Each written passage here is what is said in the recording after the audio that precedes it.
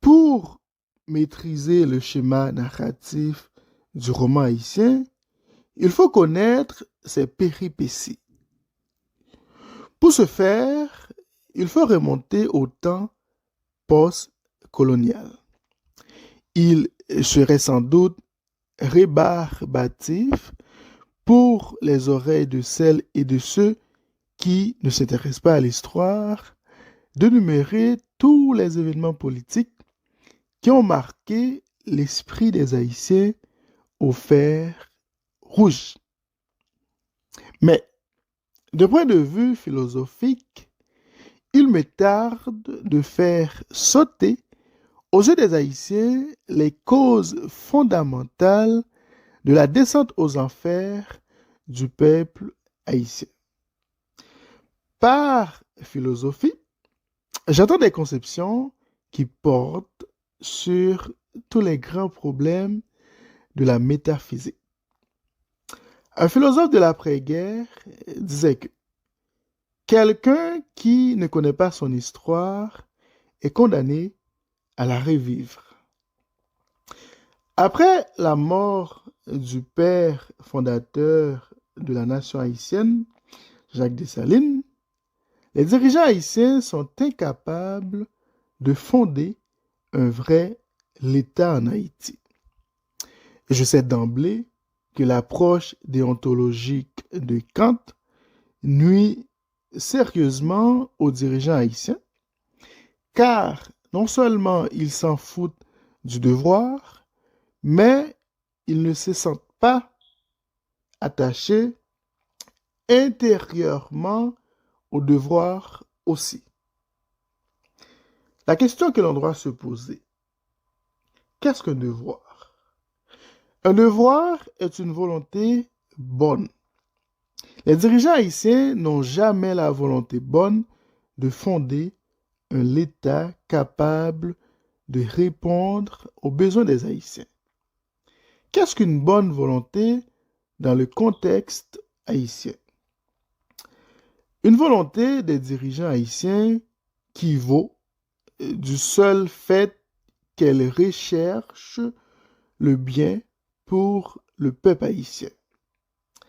Les politiciens haïtiens ne se sentent jamais concernés par le sous-développement en Haïti.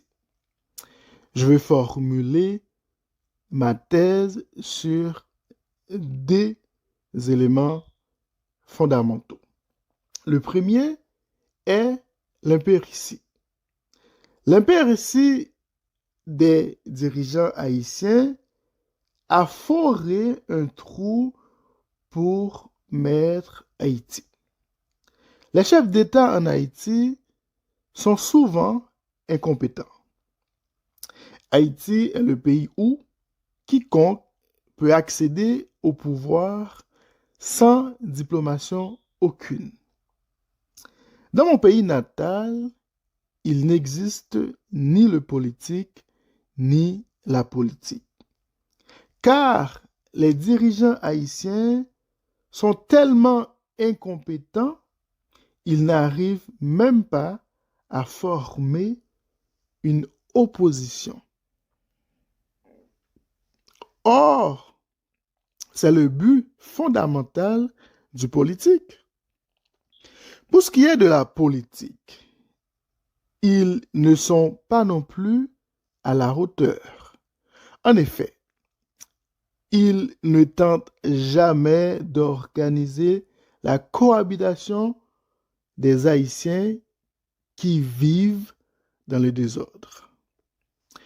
Le deuxième, l'incurie.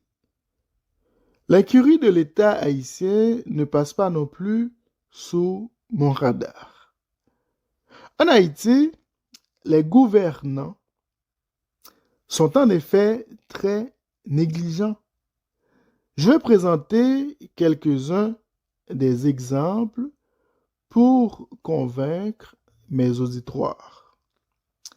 Le séisme de 2010 qui a ravagé Haïti fut causé par la négligence de l'État haïtien. Les dirigeants de ce pays ont assassiné ce jour-là 300 000 Haïtiens. Car malgré les avertissements donnés par le géologue Claude Prepti, il ne faisait rien. Vraiment rien. De plus, la prolifération des gangs en Haïti est aussi la cause de cette même négligence. Depuis la dissolution de l'armée, la police nationale d'Haïti n'est jamais capable de garantir la sécurité des Haïtiens. C'est triste. Elle est impuissante face aux criminels qui forment leur propre gouvernement actuellement. Le Premier ministre Ariel Henry ne dirige pas. Ce sont les chefs de gangs qui contrôlent le pays. C'est vrai. Haïti est taillable à merci des gangs. Le développement d'un pays ne peut pas se reposer sur la conscience de son peuple, mais plutôt de ses dirigeants. En d'autres termes, la conscience du peuple haïtien est nécessaire, mais elle n'est pas fondamentale que celle des dirigeants haïtiens. Je répète, le développement d'un pays ne peut pas se reposer sur la conscience de son peuple, mais plutôt de ses dirigeants. La conscience du peuple haïtien est nécessaire, mais elle n'est pas fondamentale que celle des dirigeants haïtiens. C'est très important. Dans une société, lorsque le peuple n'a pas la conscience, il peut y avoir le foutoir, certes, mais lorsque ce sont les dirigeants composant l'État qui n'ont pas la conscience, c'est l'inexistence même de cette société.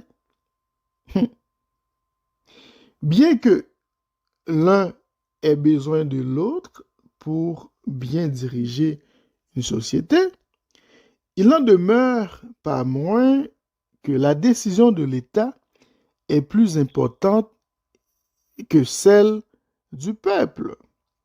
À titre d'exemple, la pandémie peut me servir d'argument pour soutenir ma thèse. Au Canada, tout comme ailleurs, les gens sont réprimandés lorsqu'ils ne veulent plus respecter la distanciation sociale et le port du masque imposé par l'État. Imaginons un seul instant. Si ce sont les peuples qui prennent des décisions pour contenir le virus, il ne disparaîtra jamais. C'est vrai.